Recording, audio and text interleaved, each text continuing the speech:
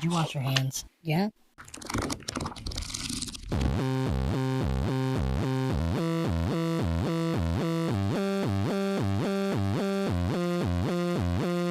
Your local video store card.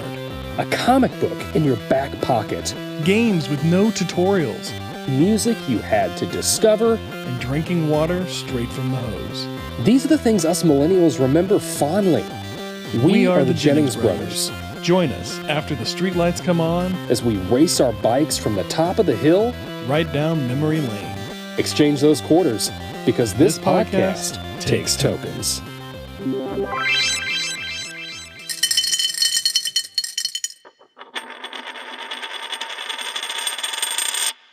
Hello, welcome back to This Podcast Takes Tokens. We are on episode 8. This is the X-Men episode. We are talking X-Men, created in 1963. X-Men, that's right. X-Men, X-Man. There's X-Man, but we're talking X-Men. This is the 1963 creation following up Spider-Man, Hulk, Iron Man, all the Fantastic Four. They decided to create this group of ragtag mutants called the X-Men. Originally comprised of Cyclops, Marvel Girl, better known as Jean Grey, Beast, Angel, and Iceman would go up against their adversary, Magneto, and the Brotherhood of Evil Mutants, which was composed of, any guesses? Sabretooth. Who the Brotherhood of Evil Mutants was? Sabretooth not amongst them. The Blob, not amongst them. Not the original Brotherhood of Evil Mutants. No, sir. Oh my gosh. I'm trying to think back. I've read some of these like original ones. Yeah. But it's been a long time. Yeah. All right. I'll give you the first of 4 because you probably won't get it. Mastermind.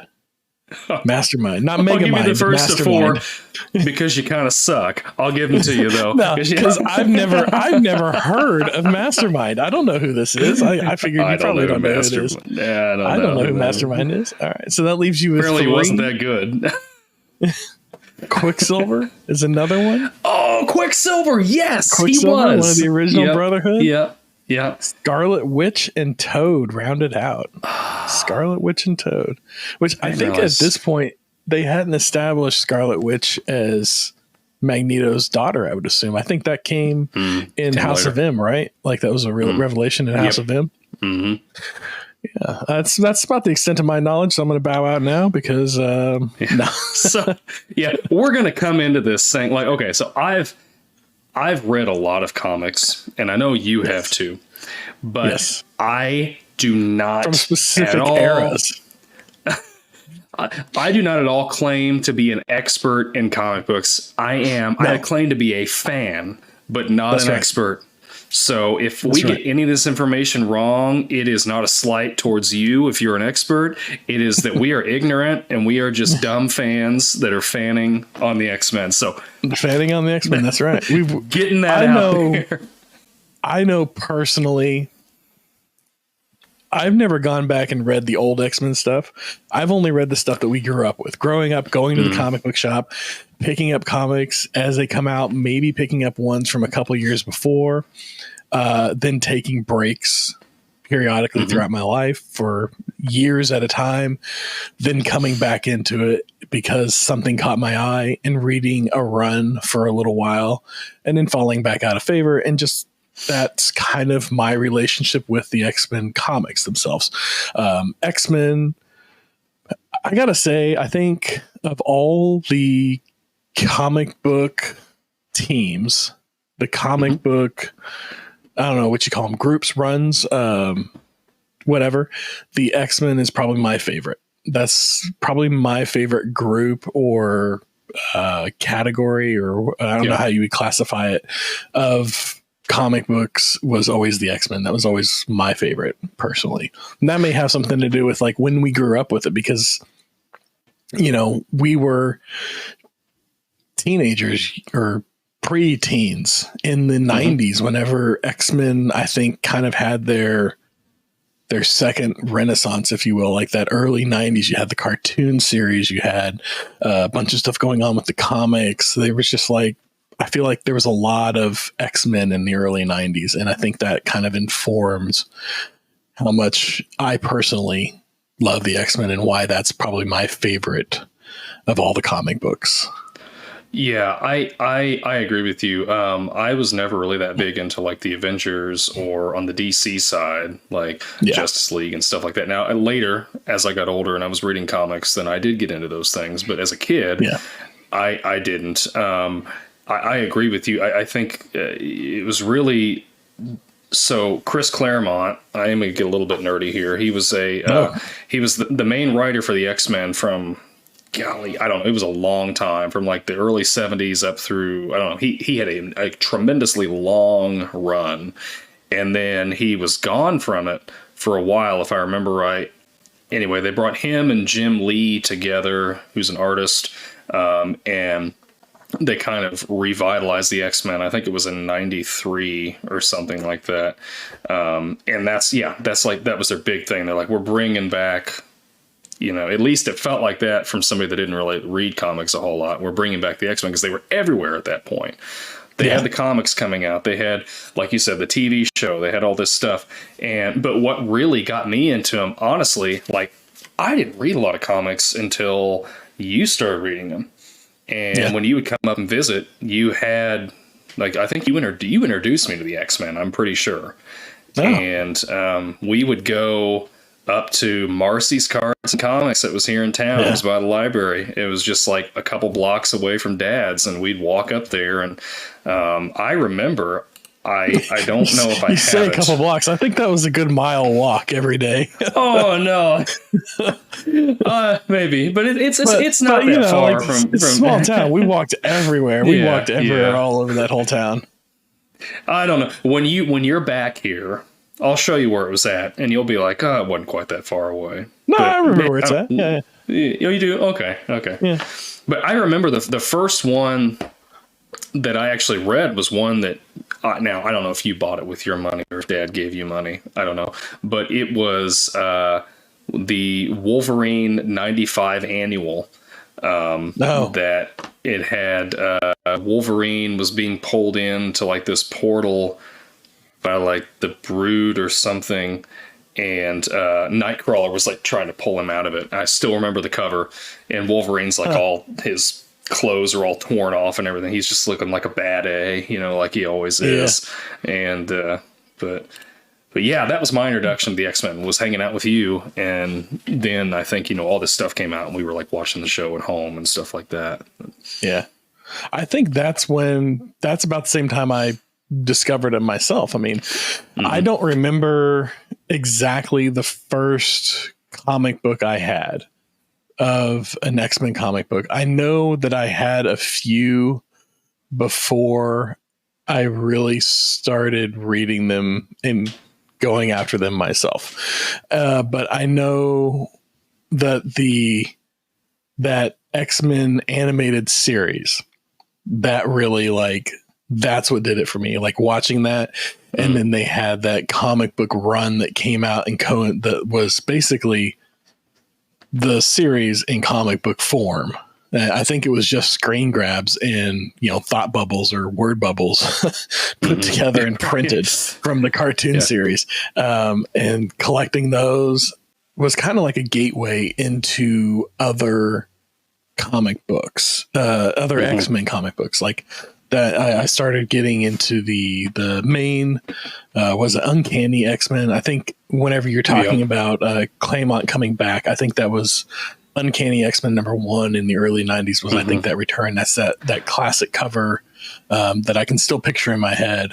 But yeah, those Cyclops, like he's back like this, and he's got his beam and shooting. And it's got like the whole group together. Like, watching that cartoon, that got me into it, and then collecting, and then I just started getting into the comics. And then at the same time, they also had cards. Like they had collectible, like baseball cards, but for X-Men characters. Or I think it was all of the Marvel characters, because they would just do them all together.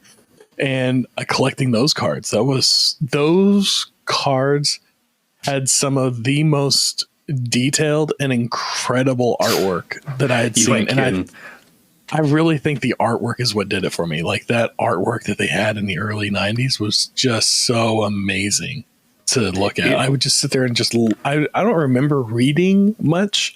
I remember going into the comic book store and flipping through them and looking for the ones that had the most interesting imagery and picking those up and buying those and then reading them later. But it was the imagery is what drew me to them first, for sure. It was 100% that imagery. And if anybody out there says that, like I've heard it before, like art doesn't sell comics, like that is anything but the truth. Like I like reading comics for a good story, but I want some good art. Oh yeah. Cause I'll sit there and I will look at a comic book and flip and read the comic book, but I will stay locked into a page well beyond reading the words on it just to take in a really neat, for lack of a better word, a really dazzling image, like something that just like that there's so many layers and so much depth to it and so much to take in that you can just scan this photo or this image and lock into one specific part of it and just spend a few minutes taking that part in. Not even the whole thing, just parts of it, and then stepping back and taking in the whole of it as well. Yeah, for sure. Like there was the artwork 100% for me in the beginning was the artwork. And then cause I liked drawing too. So I would pick up ones and then I would come home and I would spend my free time drawing them myself, just copy drawing whatever I saw. And that's kind of like, that kind of trained me, to draw better and draw different things. No, sure. But you're right though, because like those, I remember those cards. I don't really remember the other Marvel heroes on there, but I do remember the X-Men cards. And the one that really sticks out in my mind, there was one that was Bishop, and like it was just that kind of the line under the M on his eye. Yeah. I don't know. It was but I remember that, and his hair was kind of wavy and long, and I think that man, I should have got him out. This is a podcast, so you wouldn't be able to see him, but I was going through boxes of like, because I have here in my office, I have a closet because it's a bedroom, but it's my office, and there's a closet, and I've got all my personal collectibles and stuff like that, and I've still got the cards that I collected from that time in binders. And I was looking, I was looking at the same one that you were just talking about. I think it was the Flair Ultra Masterpiece Edition from like 94 or 95. Yeah, that run specifically was just amazing. For sure. It's probably that specific card, that exact one that's in your collection is probably the one that I'm thinking about seeing, because I'm sure it was yours. Yeah. Those are probably some of my, I went back and I looked at, and I haven't pulled the trigger on it because I just can't justify it, but I've looked at getting a pack of those cards, and they're like $20 or $30 for an unopened pack now of those cards. But I'm like, wow, it would be so much fun to get one and open it and just look through it and just see what you get. Even if it's just like, I mean, I guess if it was a whole bunch of like nothing ones, it would be kind of disappointing, but even if I got just like one kind of cool character, more for something like that. Yeah. Like I just get like 4 more. And that's the other thing. I want to say that there's only like 4 cards per pack or something like that. Some really low number. Like there's not a lot in them, but yeah, I remember coveting those. Those were my favorite, one of my favorite sets to collect was those cards in the 90s. Those were really cool. Was it Upper Deck that did those? Well, Upper Deck had a series, but there was Fleer. I think they were separate companies at the time. But I'm pretty sure they're all owned by Upper Deck now, because I looked at it like a year or two ago. I'm 90, or actually it was a couple months ago. I'm 99% sure they're all owned by Upper Deck, and they did a run of Fleer Ultra cards like 2 years ago. Like they came out with a whole new set of Marvel Fleer Ultra cards, and they're incredibly hard to get now because they did like a limited run on them. But every once in a while they'll drop like new ones here and there. I want to say that I was at Target the other day and they had some like, I think Spider-Man trading cards or something like that a couple weeks ago that I saw. They were doing like a whole run on, and they were based around like, but they were all like based around like Funko Pop figures or something like that. And so I was like, nah, that's kind of not what I want. I want the really good artwork ones. That's what I want. Yeah. So X-Men in the Night. Speaking of the cards and other, so we didn't have Funko Pops back then. We collected like the cards and the comics and things like that. People didn't really. We didn't really have like. We had the toys. We didn't have much else as far as like figures, physical play items. Yeah, we had the action figures, which were really. I remember them being really cool, really detailed, and loving them, and just thinking like that they could pose any direction because they were the multi-articulating and all that stuff. Have you seen one of them recently? I have not. I remember the one that I really remember. I had Wolverine from Age of Apocalypse, and he was missing his hand, and he had that metal stub on there. You have that one? I have that one. Oh, man. I have that one still. Yeah. I have. I went back and I came across them somewhere, and I got that one, the Cyclops, and the Magneto in like a pack for like $10. And so I was like, oh, okay, I'm gonna grab those, and then I'll have them to put up somewhere. And I came across them when I was going through those boxes earlier, and I was like, oh yeah, because when I get my office laid out the way I want, I'm gonna have shelves, and I'm gonna put all these like collectibles that I've collected over time. But yeah, that was a pretty neat one. But those actually look better than the run that they had before that. I don't remember I don't know if you remember, but before that, they all had like these metal pins in all their joints. And so if you see them now, like you can see these metal pins. Yep. And I don't remember that as a kid, but I mean, of course you don't remember that kind of thing, but I look at it now and I'm like, they kind of look a little cheap now. But that's just me, I guess. A little I don't know. I kind of think that adds a little nostalgia to it, but I don't know. I kind of reminds me of those me, I guess. Yeah, I don't know. I think of like the old GI Joes and stuff too. That you can see the little pin in their arms, but all right. So you remember so not only do we collect the magazines, but you had a monthly magazine that came out and it told you what all your collectibles were worth. Do you remember Wizard magazine? I remember it being a thing.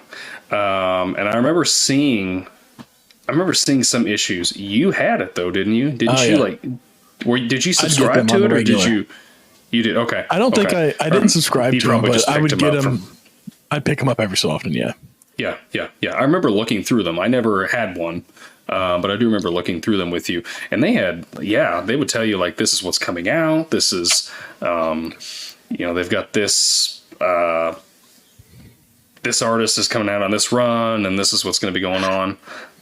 Yep. Yeah. Yep. I remember quite a bit. That was our early internet. That was kind of how we got all our. That was our Wikipedia. Yeah, back in the day, that's how we got the information. That and like Nintendo Power and stuff, and that was like, you had to have the magazines, otherwise you had no idea what was going to be going on, what was going to be coming out. Yeah. So early 90s, that's all this X-Men hype. Everything's coming back around. X-Men. It's Marvel's turning up X-Men again. And they were even talking. I remember they started talking a movie back then. Like they were going to do a movie, and they were talking about a movie. Yep. And so I think it was like the mid '90s. Wizard Magazine would start doing this editorial where they would cast the movie themselves. Like they would talk about the different characters, and they'd talk about like who should play what character in the cast. And they called Patrick Stewart in like the mid '90s. They cast Patrick Stewart as Professor Xavier in every one of them I came across. They had Patrick Stewart as Professor Xavier. And as we all know, our first Professor Xavier on screen was Patrick Stewart, Sir Patrick Stewart. Yep. That's right. He was always the first one. So you want a little fun as far as like who they cast in some other roles? Yes, please. I want to, because I do remember this. I remember like it was a rumor for the longest time that they were going to be making a live action movie about this. And like for a couple years, you'd come over for the summer and he'd be like, did you hear this? Like there's more information out there. And I'm like, no way, they're not going to do it. And you're like, yeah, they are. Yeah. I remember seeing some of these, but I treated it as gospel. And then, but I pulled them up recently to look at them, and it was they were doing a casting of it. But I remember reading it under the guise of, oh, this is what's actually going to happen. Oh, okay. So I interpreted it differently as a child than it actually was. But that was probably just, I would have a tendency to skip read through things. So that was probably just that coming to bite me in the butt. But yeah. So I remember what did they say? So one specific one that I remember, and I remember it because I think Wolverine was probably my favorite character as a child. Like when I first discovered the X-Men, he was probably my favorite character. And so one of the first ones I read, they obviously cast Wolverine in it. And who they cast, I remember thinking, I have no idea who this person is. I can't relate to this. And I don't think he looks anything like what I would expect Wolverine to look like. So they had cast Glenn Danzig as Wolverine.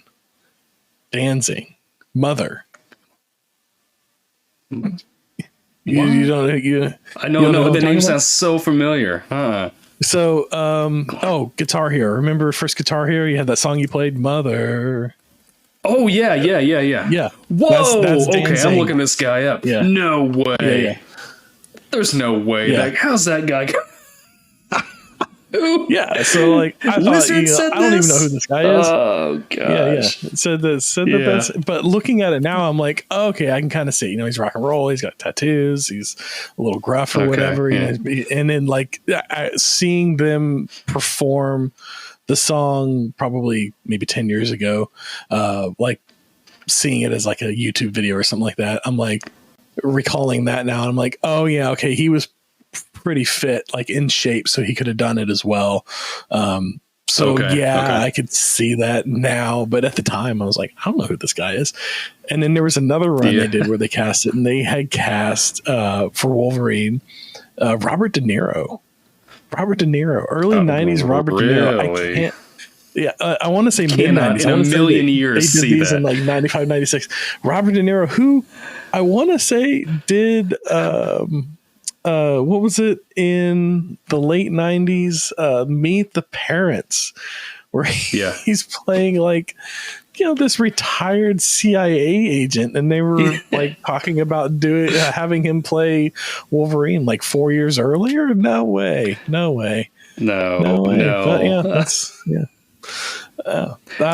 So basically, what you're saying is Wizard Magazine as kids, we were like, oh, this is gospel. Now as adults, we're looking back and thinking, oh, these guys were idiots and didn't know anything of what they were talking about. Well, I mean, they got Patrick Stewart right. I will give them that. True. And then, that's true. And maybe I'm taking this one a little personal because he was my favorite character.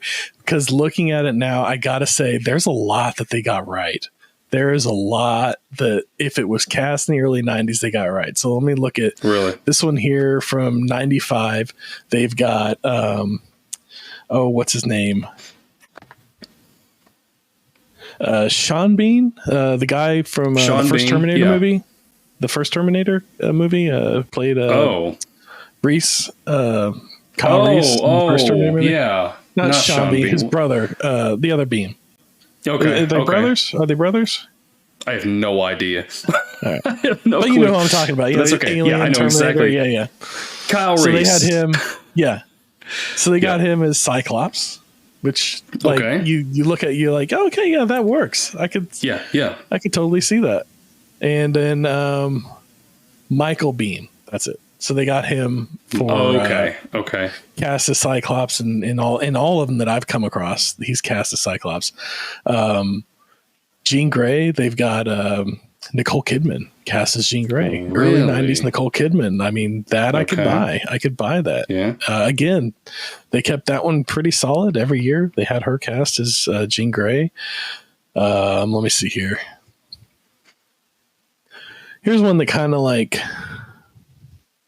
I don't know if this would work or not.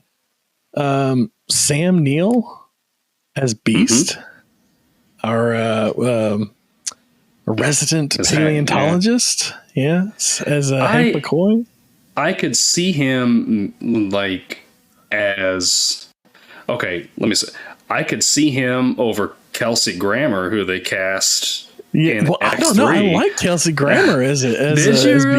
I did. I did. I enjoyed that. I think like I don't know. Maybe it's the whole Fraser thing, but the Brainiac or whatever. I feel like he captured the voice of the character. I feel like but I could see Sam Neill, the Brainiac part of it, like totally. Maybe. But I'm only familiar with Sam Neill from like I guess Jurassic Park at the time. Maybe Okay. Yeah.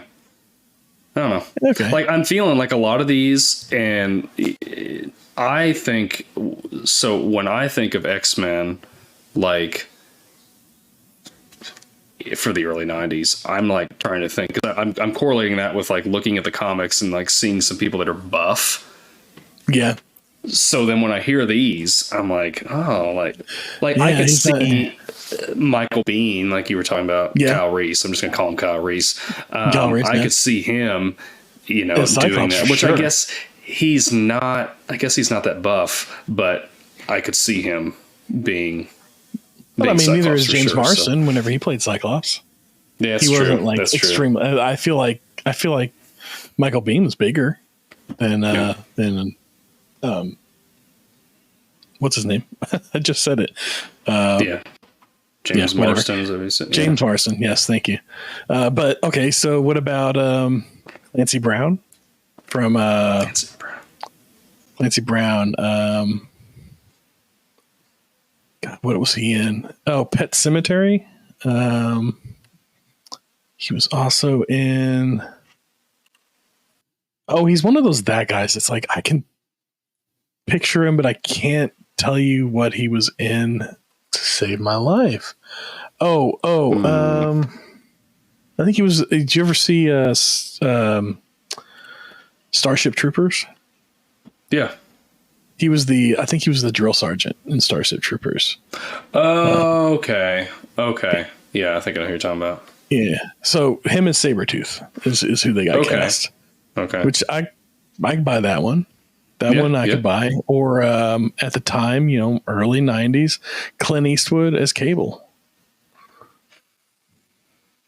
You could kind of buy that's that. A stretch for me. That's a stretch for me. All right. Yeah, I'm going to throw before we lose everybody, I'm going to throw 3 more at you rapid fire. No, this is fun. Okay? This is fun. It's fun. I'm enjoying hearing who they're casting here. So. All right. Probably, mid 90s peak alpha male macho action hero. Probably 2 that I most agreed with is your Dolph Lundgren as Colossus, and Jean-Claude Van Damme as Gambit. And can you get any more perfect than that in the mid 90s? That's true. Yeah. Yeah. Gosh, man. Yeah, that's almost typecasting. Yeah, it is. But that's who I think of on some of these. How would you cast him? Like if it was you casting? Man, I gotta say, I think I want. I think I gotta think of who the characters are. Oh, you know who I want to see? I'd like to see Michael J. Fox is Iceman. Oh. I think you got your Iceman with Michael J. Fox. Okay. It's, you know who? So if I'm thinking of Iceman, Yeah. like early 90s, right? Yeah. Corey Feldman. Yeah. No, he's going to be Morph. Morph. There we go. Yeah. Yeah. Yes. Corey Feldman as Morph. Which, I mean, I got to extend it now. Corey Feldman, if you ever hear it, we'd love to have you on to talk about whatever your favorite movie is. Absolutely. Open invitation. Always an open invitation. Anything you want to talk about. That's right. Yep. All right. So, okay. Okay. Cyclops. Then who would you cast as Cyclops in say the mid 90s? Who do you think would be a good casting for Cyclops? I would have cast Van Damme as Cyclops. Van Damme as Cyclops? Yeah. I feel like Van Damme as Gambit is just perfect. Like I know. Like I know. Like every single bit of that makes sense.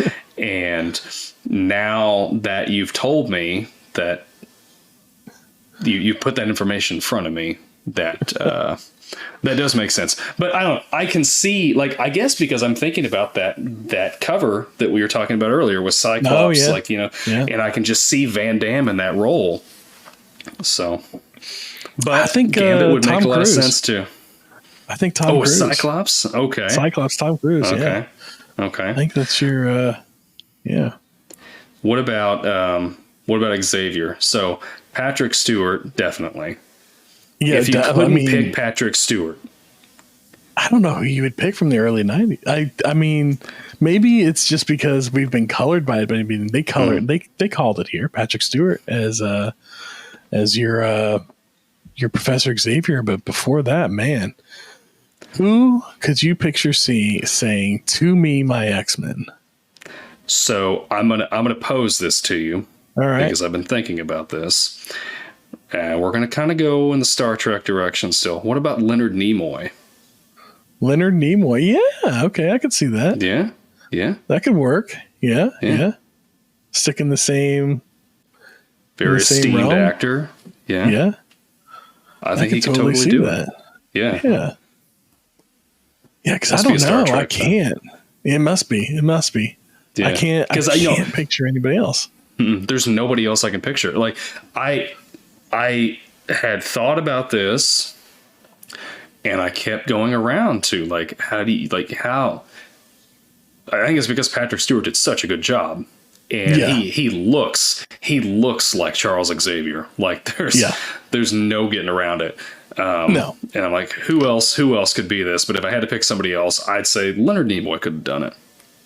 Leonard Nimoy, yeah, I could totally see that.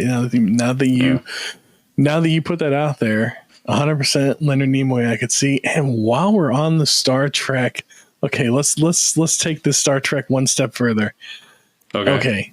This would have been perfect if I could remember his name right off the top of my head. I don't know why I'm blanking on it. Captain Kirk. Who plays Captain Kirk? William Shatner. Thank you.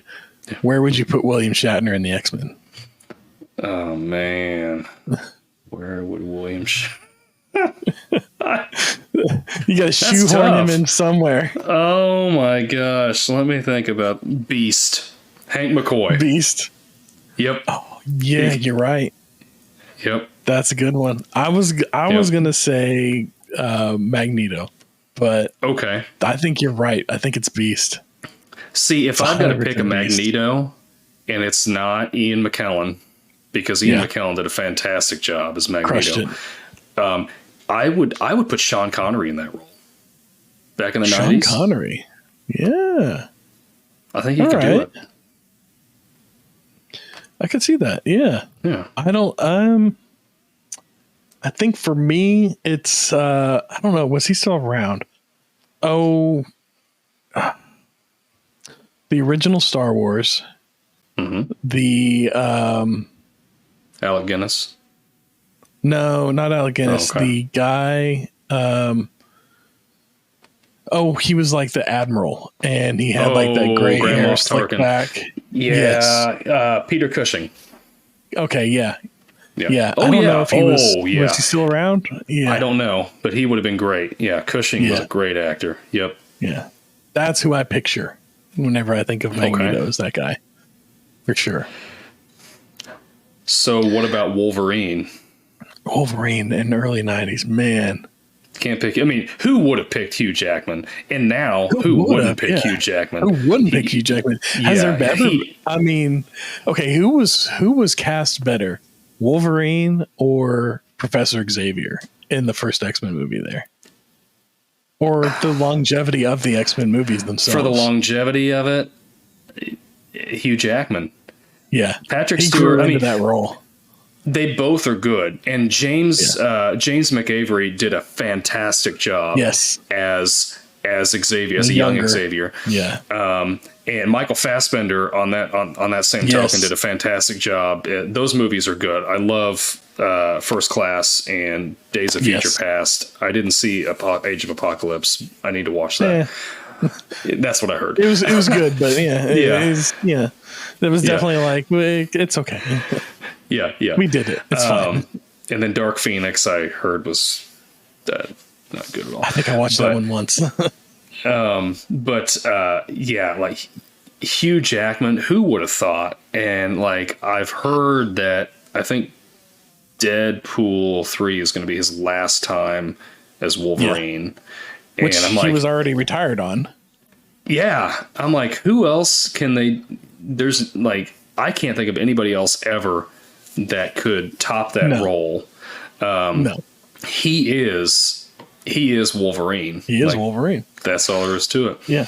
Just but like if I did, Ryan Reynolds is Deadpool. I mean, you can't. Yep. No. There's no one else. I can't imagine anybody else in those roles.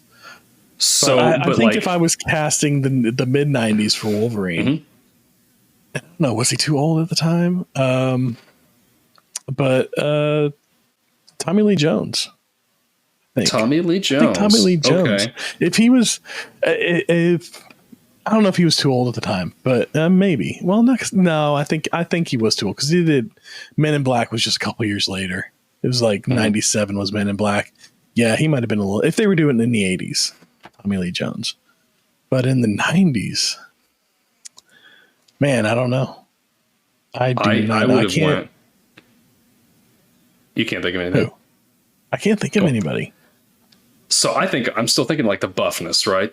These I'm thinking of action actors. What about Sylvester Stallone? Okay. Maybe. Yeah. Okay. Yeah. Or Danny DeVito. Or Danny DeVito. Yeah, either one of them. they both kind of like, carry themselves. I mean, fastball special for sure, Danny DeVito. Yeah. I've seen those memes around the internet of Danny DeVito. Like, have you seen those where he's like dressed up like Wolverine? And there's a group of people out there trying to get Danny DeVito cast as Wolverine. And I'm like, if you can do it, I'll watch it. Yes. No, I have not. Okay, so what about Jean Grey? Ooh, I think I would have called.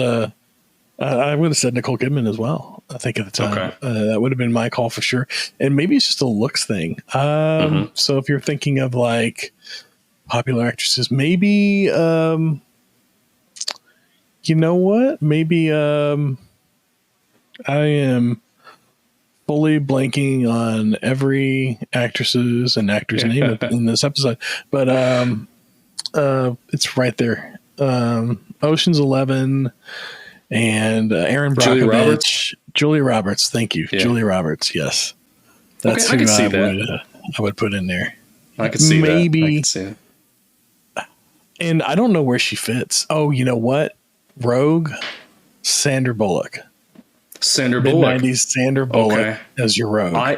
I would have said, I was thinking maybe Winona Ryder as Rogue. Oh, no, that's your Cannonball. Or, yeah. Yeah. Okay. Yeah, that's your Cannonball, I think. Or maybe, I don't know, I could kind of see her as Kitty Pryde. Oh yeah. Yeah. Not Cannonball. So- Who was I thinking of? Yeah, I was Kitty like, Pryde. Yeah. yeah, you said Cannonball, and I'm kind of just going along with it. I'm like, okay. No, it's not Cannonball. Now I think about it. That was the guy. I'm trying to remember. Yeah. I can't think of who I'm trying to think of. But yeah, definitely. Now I'm stuck on Cannonball. I'm That's gonna all move right. on. Well, going back to Jean Grey, the other person I thought of. Again, I'm going to repeat it. All these buff people, although Winona Ryder is not buff, but I didn't think Rogue really was. But Jean Grey, which I guess Jean Grey's not really that buff, but anyway, whatever. Suspend disbelief. Demi Moore. Demi Moore. Yeah. No, She's big back in the early 90s. Definitely in the early 90s, but I think I would have put Demi Moore in maybe the Psylocke role or the White Queen role. Oh, yes. Yeah. Yes. Yeah, I can see her as either one of those. Yeah. Yeah. Yeah, White Queen. What was her name again? Emma Frost. Emma Frost. Thank you. Yes. Yeah. And I think we're left with Storm? Who we got for Storm? Storm. Oh. Yeah. Holly Berry. That's another one that's just like, I can't imagine anybody else in that role, but yeah. Like early mid 90s. Who could you have as Storm? Maybe like maybe like Vivica A. Fox or something. Ooh, yeah. Or maybe. Yeah, Vivica A. Fox, I like that. Or what's her name? She's on 911 right now. Stella got a groove back. Yeah, I can't remember what her name is. I know exactly who you're talking about. Gosh. Look it up. Yeah, the smarter me would have had IMDb pulled up this whole time and just been calling out names like I know who I'm talking about. Come on, pull it up. Angela Bassett. Oh, yes. Angela Bassett. Yeah. Oh, that'd be good. Yeah. That'd be a good one, too. That's my 90s Storm. Oh. In fact, I think she could be Storm today. She could be. She absolutely could be. You're right. Yep. She absolutely could be. She could pull it off today. I think that would work. You know what's funny is I was looking at these and who they had as Rogue in the mid 90s cast, and I think it kind of works. Is did you ever watch the Buffy series? Yeah, they had. Oh yeah, and then they had the Angel spinoff. And then they had the Angel spinoff, right? Yeah. Who's that girl? What's her name? Yeah, I can see her face. What is her name? Yeah. Look it up. I'm looking it up. Rogue Southern Belle Rogue is Snell people. They don't list the name on here. I don't see who it is. Well, then Internet, let me just you know who we're talking here. about. That's right. Yeah, in the article it talks about like the character of Rogue, and then they show her picture. They don't even give her name credit. Yeah, which is kind of rough. That's kind of rough. Yeah, and I'm scrolling through the IMDb now. Oh, Charisma Carpenter. That's Carpenter? it. Charisma Carpenter. Yep. Charisma Carpenter. That's okay. it. Yeah. Yeah, I could see that. Yeah. So that was the Rogue that they had cast. Which I'm looking at this now, and I'm like, could Sarah Michelle Gellar have had a part in the movies in the time? Oh, she could have been. I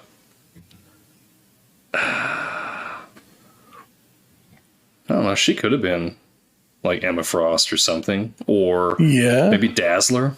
Do you remember Dazzler? Yeah, maybe a Dazzler. Yeah, that would work. Yeah, which I've heard now. They're like, and I don't know if this is true or not, because I've seen it on the internet, so who knows. I've heard they're like trying to cast like Taylor Swift as Dazzler or something. Have you seen this? Well, I think like I can see it. That's fine. I think in one of the recent comics, like they're drawing Dazzler to look like her or something like that is where that's coming from. Okay. Is the way they're drawing her recently. I haven't looked at it myself, but I want to say it was something about that. But yeah. So that was like, that was fun. The Wizard comics, they had these casting calls, and I always thought that was really neat, like talking about the movie. And then, 4 or 5 years later, we did have a movie. We had a movie come out in like in 99, I think, is whenever the X-Men movie came out. Or was it 2000? I think so. I think it was 2000. It may have been 2000. Yeah. I think 99 was when I first saw the trailer. I will say, while we're on the topic, real quick, there's one I can't not mention as far as like casting for the movie. You've got to have, if it's the early 90s, if they're going to do it in like 93, 94, whatever, you've got to have Schwarzenegger in there in some capacity. So That's right. I thought he would either be good as Colossus or Cable. Cable. For sure, Cable. Yeah. Yep. I think that might be the perfect casting for Cable. Well, no, like Josh Brolin, I think nailed Cable pretty well. Yeah. That was a great Cable. I don't know that you can top that, but yeah, Schwarzenegger in the 90s, I would have done it for sure. Yeah. Absolutely. Yep. Yes. But yeah, you're right. So they did end up casting, or they did end up having the movie come out. They had ended up having 3 of them come out.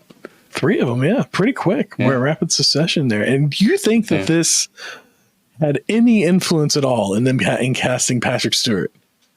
This article that they did in Wizard magazine every year for a few years. Do you think somebody saw it and they were like, you know what, Patrick Stewart, that's a good idea. You know what? Like, I'm laughing, I'm scoffing at that right now, but now that like I'm letting that marinate, and surely somebody in Hollywood was into comic books. Clearly, because they made the movie. I'm sure somebody had to have seen that, but I think it informed it. That being said, we have established that it is very hard to find anybody else to play that role. That's true. So they may have been like looking at all the other options and being like, there's slim pickings. Let's see if Patrick Stewart will do it. And luckily he nailed it. So they nailed it. He absolutely nailed it. That's right. What was your favorite of the 3 original movies? Which one was your favorite? Oh, I think it's got to be the first one. That's just 100%. That one, because you got the second one was what was the second one was about? See, I can't even remember what they're about now. Oh, that's right. Yeah. The second one, the Brotherhood was like hiding in the forest and they were being hunted down. And then the government was trying to come in the second one and like eliminate the mutants. Or basically like corral the mutants and keep them in check. Yeah. And I think is the third one the one where they had the cure that they were firing at them out of weapons? Mm-hmm. I think that's right. Yeah. And it was like reversing their mutation or something like that. Yeah. Mm-hmm. But I think the first one, and I don't know if it's just like, it being the first one and being really psyched for it and excited and enjoying it so much, or if it was that much of a better movie. Now, the third one, I feel like looked better than the first 2. Like all the characters had come into their own, or all the actors had come into their own as the characters they played. Hugh Jackman was looking quite ripped and very suited to the role of Wolverine. Yeah. It all culminated there for sure. But story wise, it wasn't as good as the first one. And I feel like the first one just kind of all around had a better story and you're introducing all the characters. There was a little goofiness. I feel like some rough edges that probably could have been sanded down, which I feel like we see that happen in the second and third movie. But at the same time, I feel like new problems arise. Yeah. And, but so yeah, for me, it's the first one. How about for you? First, second, or third? I like the second one. I mean, the first one was good. It was really good. Yeah. It was what I was wanting out of an X-Men movie. But I think the second one I liked more because it had like one of my favorite X-Men in it. They brought in Nightcrawler. I love Nightcrawler. Oh, yeah. That was a great scene. Oh man, when he's just bamping through that whole oh my gosh, it was so good. Yes. Yeah. Oh man. Yeah, it was good. And awesome. I just love Nightcrawler so much, and I was so happy to see him because he's such a good character. I love reading anything that he's in. And his power is just, it's the coolest power.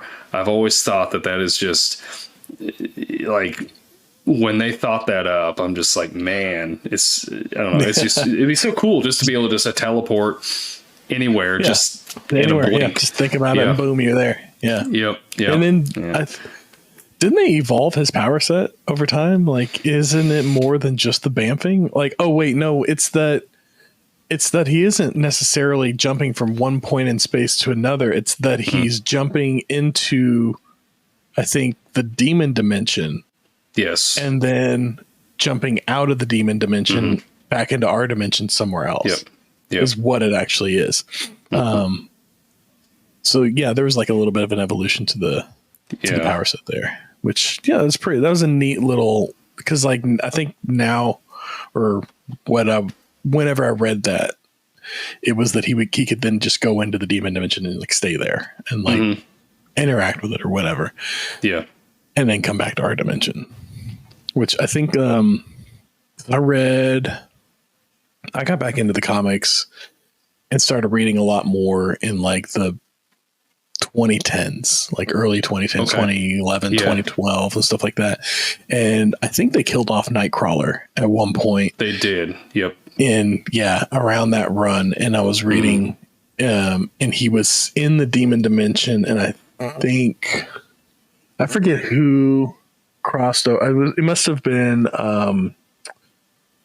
what's her name with the sword? I can't remember. Ileana? I don't think No, Rasputin. Yeah. Colossus's sister. I can't remember her name now. Think about it. But she was crossing over, I think, to try and get him back or something like that. But anyways, that was kind of like, I remember learning a lot more about like his power set and everything from that run. It was pretty neat. It was a neat little like education, if you will, on it that I can't recall now. So I need to read that. I didn't know about it. I knew they had killed him off. But I didn't know that there was a run that, kind of went into all that. So I'll need to like look that up and try to read it. My favorite. And then they brought him back, of course.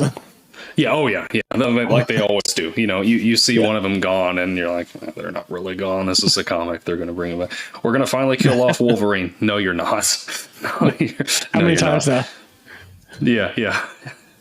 Yeah, my favorite run though, it was the late 2000s. It was the Grant Morrison run, the like E is for Extinction or something like that.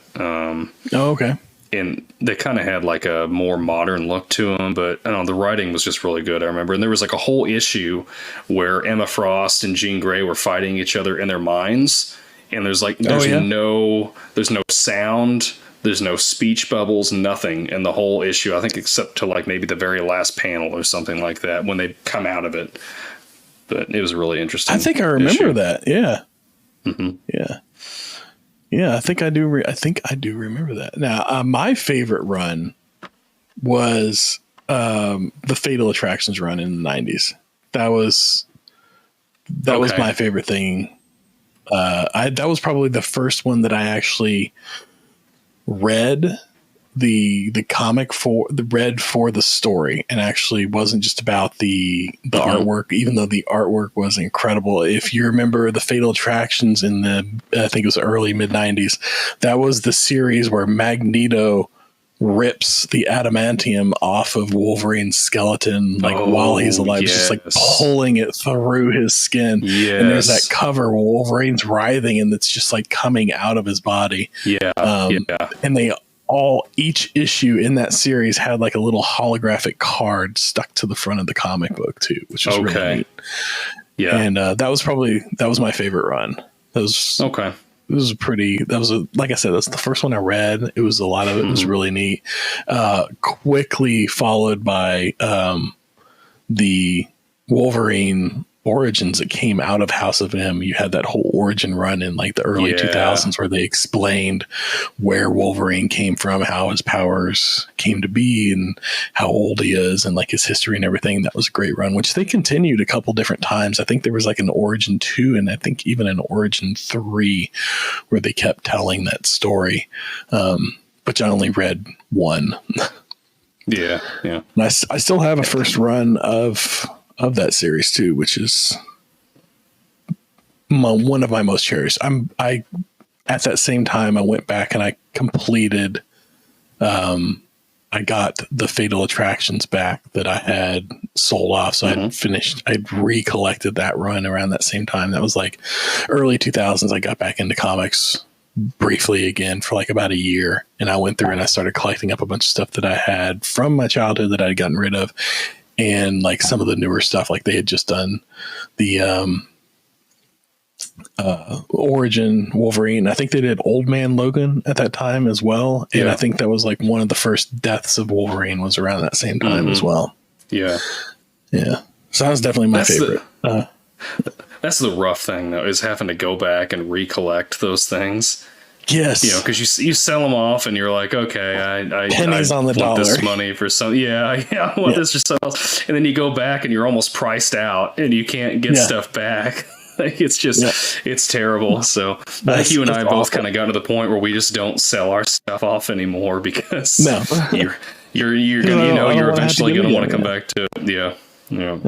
But now I remember all the growing comics up are digital, so they are. Yeah. And comics are one thing. Like, I know some people like collecting them, and I get that. Like, I've got almost the entire run of Spider-Man Unlimited. Or was it Spider-Man Unlimited? That came out in the early 2000s, I think. I think, And Ultimate Spider-Man. That's it. Ultimate Spider-Man. And I've got almost the entire run of that now. They're all sealed. I've read them digitally. Yeah. So, like for the most part though, I read them digitally because it's rare for me to go back and reread something. There's just so many things to read. And like I tried going through and reading the entire Claremont run, starting with, I don't know, whatever issue 150. I don't know. I'm not even gonna say it because it's probably wrong.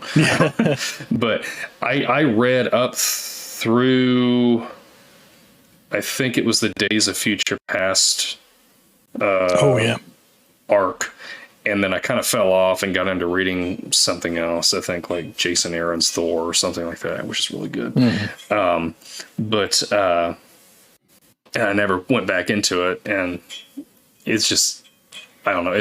I've wanted to reread like the Dark Phoenix saga, but I'm I start reading it and I'm like, I've read this before, and I don't know. It's hard for me to get back into rereading stuff, but there's a lot of good X-Men runs though. I know there's a lot of stuff in this, like the Age of Apocalypse when I was growing up, that was one that I really liked reading.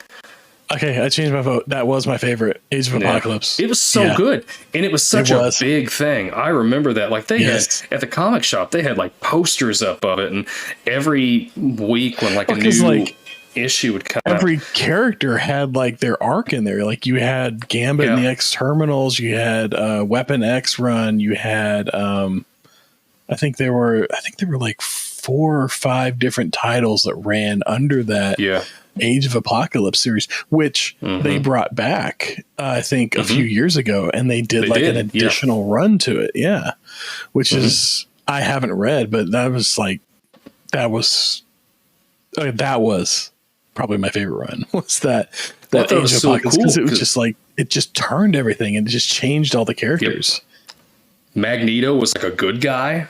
Like he was teaming up because like, oh, we got Apocalypse to fight now, you know, and you got Wolverine takes out one of Cyclops' eyes and Cyclops blasts off one of his hands. I mean, that was the culmination of that tension that those two had, for sure.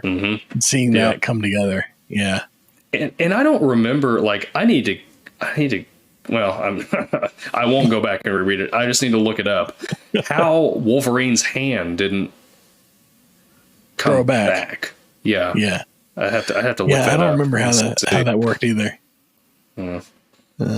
I remember in that run, there was one issue where I think he was in like a airplane or something like that, and he caught fire, and it was just like skeleton was all that remained, but then he grew back. Suddenly he's here again. The tissues start like growing back and everything. Yeah. I think that was a Weapon X issue, because I remember that cover where he's like falling out of the sky and he's on fire. Yes. Yeah. Yes. So of all the superpowers to have, like, I feel like the X-Men cover, like if you open the breadth of who an X-Men is to anybody that's been on the X-Men team, which would include, you know, your original core team, Cyclops, Archangel, Beast, all them, you know, rolling in Wolverine in like the 80s and all that. And even like Spider-Man has been a member of the X-Men at some point. So of all the characters that could have or have been X-Men, whose power set do you think is, or would you want to have of all of them? So the healing of Wolverine would be incredibly that's a hard one to walk away from.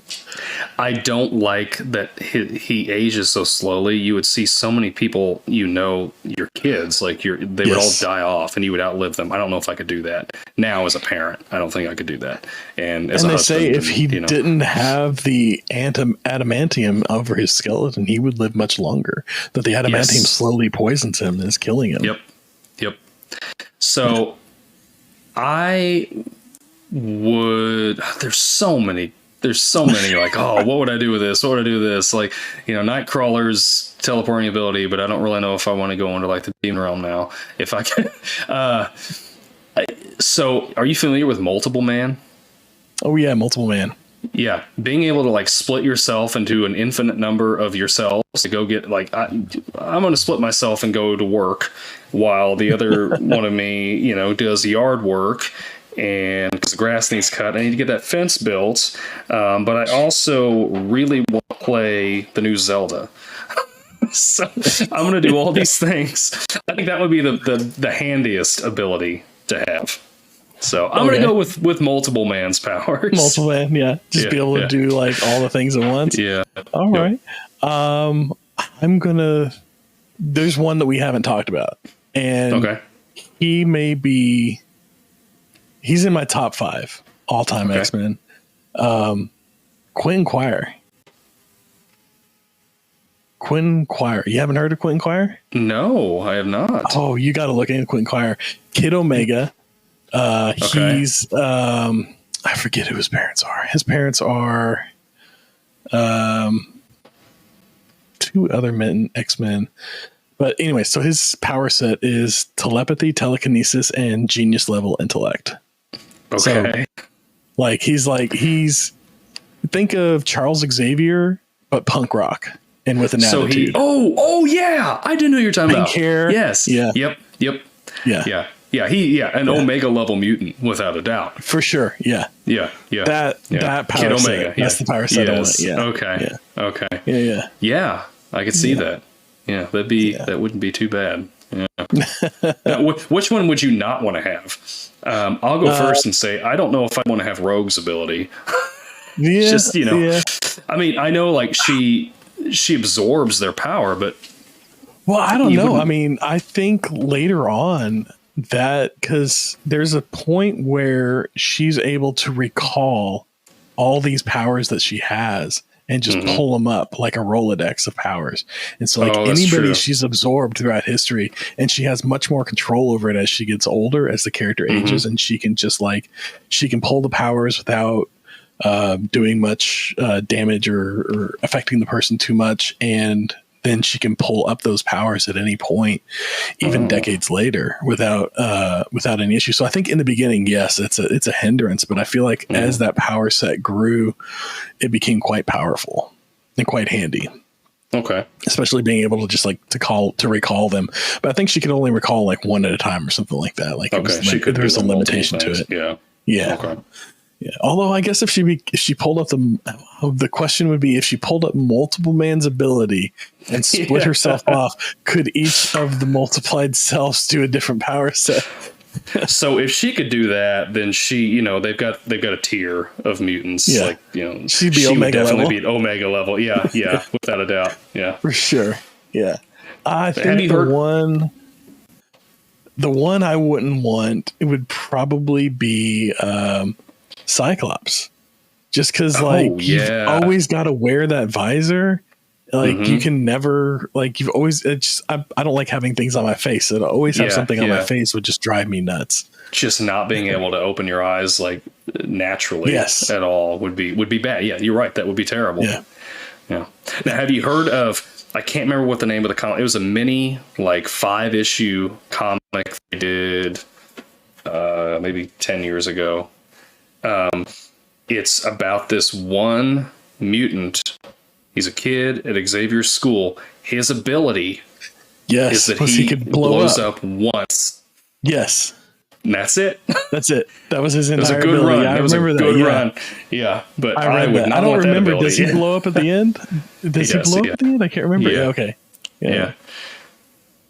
Yeah, I remember that was a good run. That was a fun one. Or the one where there was a similar one where there was an explosion and there was just like this kid left in the middle and he had no memory of what happened, but they knew it was him that did it. And like he's like he goes off like a nuclear bomb, but he can't control it or something like that. Yeah. So that was a similar run. But yeah, that one, I'm trying to remember the name of that series. That was a great series for sure. Yeah. Yeah, but I remember that run. It's the whole time he's like, he knows that it's like, this is what I can do. Yeah. He was just saving it. Yeah. Another good one to have would be Cable's ability to jump through time. Oh yeah. Well, is that an ability of his mutant set, or is that a technology of the time that allows him to time jump? I thought his mutant set was like mutant set. I thought his was more like Bishop's, where he absorbs and then distributes energy. Hang on. Maybe you're right. I can't remember. There's a lot of energy ones. Like Gambit, just energy with that. I don't know. What does he call it? He charges up the cards or something like that. Which they have So they got they brought back the X-Men cartoon series, obviously on Disney. Yeah, like that's that's coming back. So one of the I haven't seen it yet, but one of the scenes that they showed in like the trailer was like he charged up Wolverine's claws.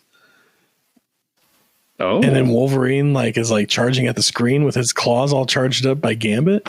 But wouldn't that hurt? Wouldn't that be his entire skeletal system that gets charged up so that he just explodes on a person? Yeah. Does it matter? I mean, don't know. I guess not. Yeah. How much pain has Wolverine been through? And I think all the pain. Yeah. And then there was the one time where he was encased in adamantium, and that was like the last death of Wolverine I read was he was encased in adamantium, and he's basically alive in this shell and can't breathe or but it's just like, I guess, dying over and over again, or slowly dying of hunger, or what? I mean, that's got to be the worst form of torture right there. The things that these writers have put that poor man through, I know. Just awful. He just wants to be. It's like they just get these. They get these sadists that are like, hey, I want to write a Wolverine comic, and I want to just see what the worst possible thing is that I can do to this man. And it doesn't matter. That's right. It doesn't matter how ugly it is, because he's going to survive. And Wolverine just wants to sit. He just wants to sit in a cabin in Canada, in the Canadian Rockies, and drink his beer and go out and hunt and fish, and that's right. What he wants to do. Just be left alone. And he's got to go through all this crap. They keep pulling him back in. Yep. Yeah. So I'm looking at Cable's power set, and his power set is actually telekinesis, telepathy, expert marksmanship and hand-to-hand combat, cybernetic enhancements that grant him superhuman strength, durability, enhanced multi-spectrum vision, and the ability to interface with technologies, and then teleportation. So I'm guessing that the technology and the teleportation are combined to give him the time travel ability. Yes. Yeah. I've never really looked deep into Cable, I gotta admit. I do know, isn't he Scott and Jean's son from the future? Yes. Yeah. What's that big run that he's in? It was after House of M. Gosh, I can't remember now. There's a couple. Child of M or something like that. I can't remember, but with Hope. Yes. Where they introduce Hope. Mm-hmm. Yeah. And then she's like another child of theirs, right? Like their brother and sister or something like that? Yeah, I think so. Yeah. I don't know. It gets convoluted. These all do. You just got to kind of you just got to kind of read, and you really have to just read it as the arc or the run that you're reading. It's just like, if anything that's relevant, they will tell me, and then I'll forget about it. And then everything else is not important. I remember there was a run of X-Men that I was reading like probably 10 years ago, and all the X-Men were killed off, like the original X-Men were killed off. And so they went back in time and they pulled the X-Men from the 60s forward. And so now you've got these teenage X-Men in the current time, and they had Hope training them as their future daughter, who's older than them. It was really like just this, torture. When you get time travel involved, it makes things. It was a mess. Messy, yes. And they're like, no, it'll be fine because we're just going to send them right back to the time that they came from, and it won't affect. Like they had this whole explanation for it. Yeah. Like that was I don't remember what happened to them because it went on for years and they were still around. I'm like, they gotta send them back at some point, right? And then I don't know whatever happened to them. I don't know. I think I remember reading that, and like I got to the point where I was like, okay, I'm done with this run. Yeah. So I ended up going to something else. It just kept folding in on itself. Yeah. Yep. Yeah. So do you remember? I think it was back when were doing like the kind of the reboot in the early 90s. The Pizza Hut had the promotion. That's right. You could get like the VHS tape of the cartoon series. Yep. I still have it. Do you really? Oh, I do. It's buried somewhere in my closet, but I do still have it. Yes. Had a little holographic card on it and everything. Holographic cards they were in love with back in the early 90s. Everything had a holographic card. Yep, absolutely did. They loved them. Yes. I remember having Pogs. Do you remember Pogs? Yes. And they had holographic Pogs, and if you had like a if you had like a holographic Slammer, you were like, oh man, this kid's like living the high life. Yeah, you were. Right. You were. Yeah, they had the VHS, and then they had comics that were a smaller. They weren't as long, I don't think, but they were cut smaller too. Like they fit. Yeah, they were the same size as the VHS. I want to say. Yeah. And I think I still have one of those, and it's got the Pizza Hut logo down in, like, normally in the bottom left, they've got like the X-Men and the issue number, and all that. And it's got the Pizza Hut logo on there. I don't know where it's at. It's probably up with my junk somewhere up in the junk. Yeah. Yeah. I think Pizza Hut is solely surviving on our nostalgia from all the cool stuff they did in the early 90s. They are. And it's certainly not pizza. No, it's not. No, it's not. And they're trying it again, because I've seen where they're promoting Teenage Mutant Ninja Turtles again. Oh yeah, like Mutant Mayhem on the windows and stuff. Yeah. I remember those comics that I had. I'd like colored all over them. Like I used them as a coloring book. So because they were like black and white, right? Anything now? No, they weren't. I just colored over them because I was trying to learn how to draw and color comics, and I just colored over them. And they're all marked up. And not that they were probably worth much anyway, because they had a Pizza Hut logo on there, but.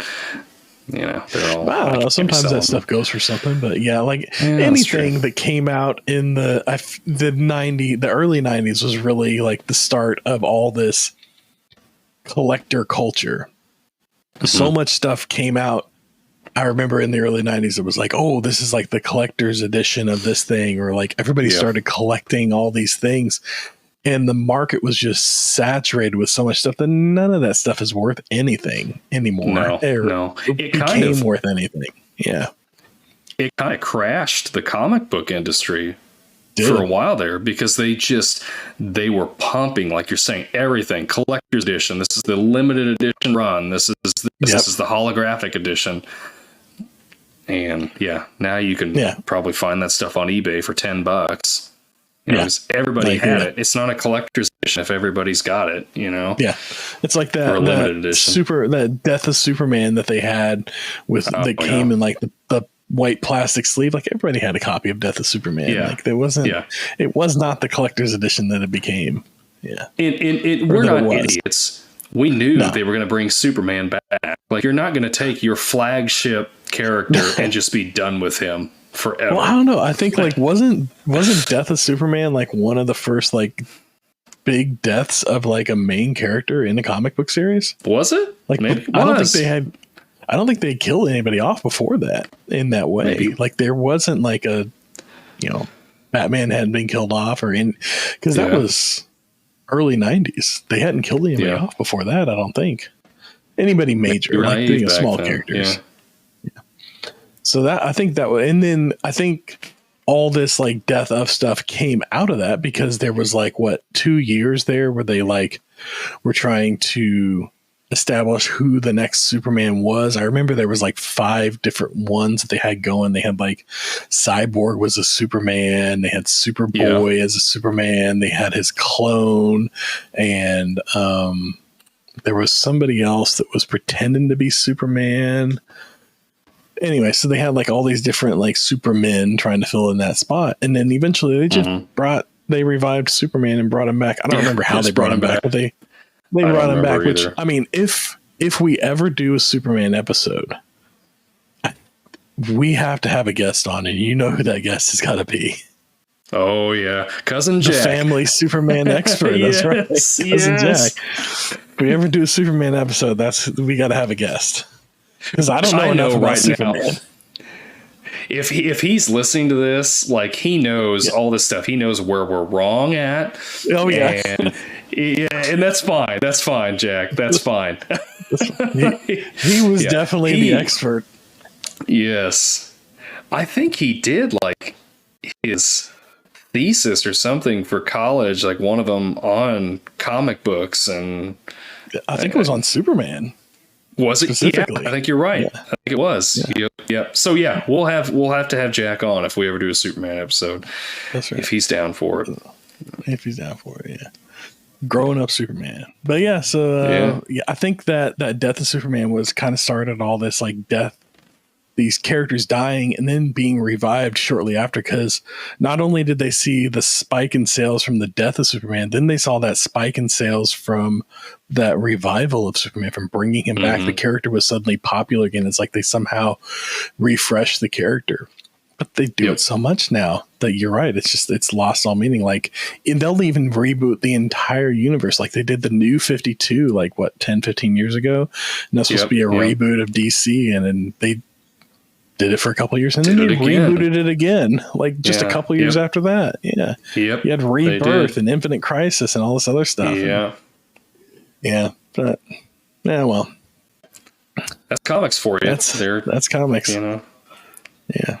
So I mean, I feel like we focused a lot on the movie, but as far as X-Men is concerned, we talked about the comics, we talked about the cards, you know, the things we loved. I feel like the movie's really kind of like that put a good, like, that gave us like an hour and a half, 2 hours that we could sit down with these characters and have a story told to us through them. And that's kind of like, and we're big movie fans, so I feel like that's kind of like why maybe we spent a little more time on that than anything else, but it was definitely more than just the movies for us. Yeah, it was. But I think the movie, them finally releasing a movie, was kind of the culmination of just for lack of a better word, like the fandom that we had for this franchise. When that movie came out, it was just like it's finally like mainstream, basically. You know, it's kind of what it felt like. You know, they had the comics, of course, but they had you know, the television series and all that. But when they finally throw it into Hollywood, couple different series. Yeah.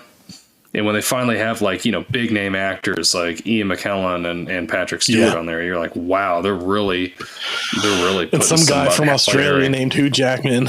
Yeah. Yeah. Who was this guy? Who was in Oklahoma before this? Yeah. Yeah. Who turned out to be the breakout star. He did. And he's still living off of it. Yep. Still crushing his Wolverine almost 25 years later. Yep. And he looks, I'm excited. He looks more like Wolverine now than he did in that first movie. Yeah. Just he's grown into it.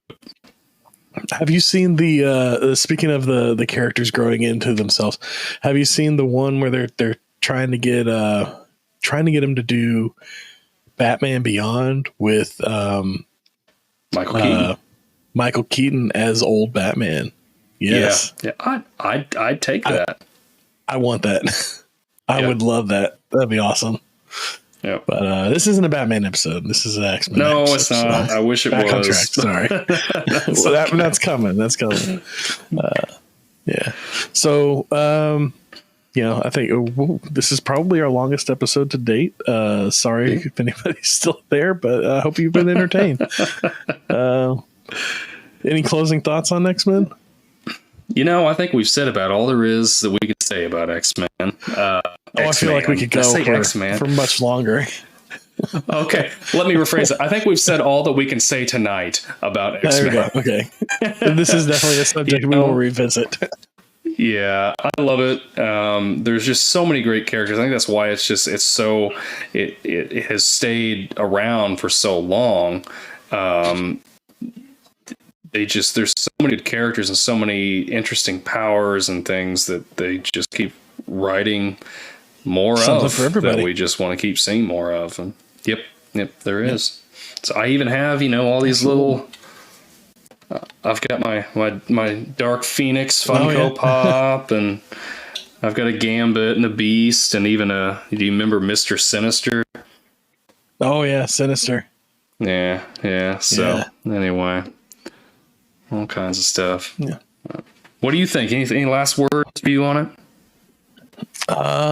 No, like I said, we are far from done talking about this subject. I feel like we're going to cover it in more specific topics. Like we'll definitely have an episode just about the movie, and probably an episode about maybe some specific runs of comics. Yeah, so I think we're far from done with this subject, but this is definitely a good first steps. So what's our subject going to be for next week? What you got for next week? So I was thinking, let's we've done some kind of talked about comics now. We've done some games 2 weeks in a row, so I think it's time to get back into some movies. So I thought that maybe we could revisit the Steven Spielberg classic E.T. Ooh, I like it. Yes. I'm excited about it. I watched it about a month or two ago with Harper for the first time. So it was, not my first time, but Harper's first time. I think this might be the first movie that is older than both of us. I think you're right. I think this came out before I was born. Yep. All right. E.T. So that's what we got. If you're following along, keep on going. And join us with E.T. next week. And with that, we've reached another checkpoint. Don't forget to be kind and rewind.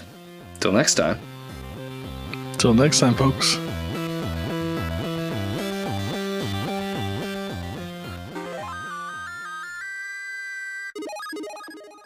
This podcast takes tokens is a Clay Street production.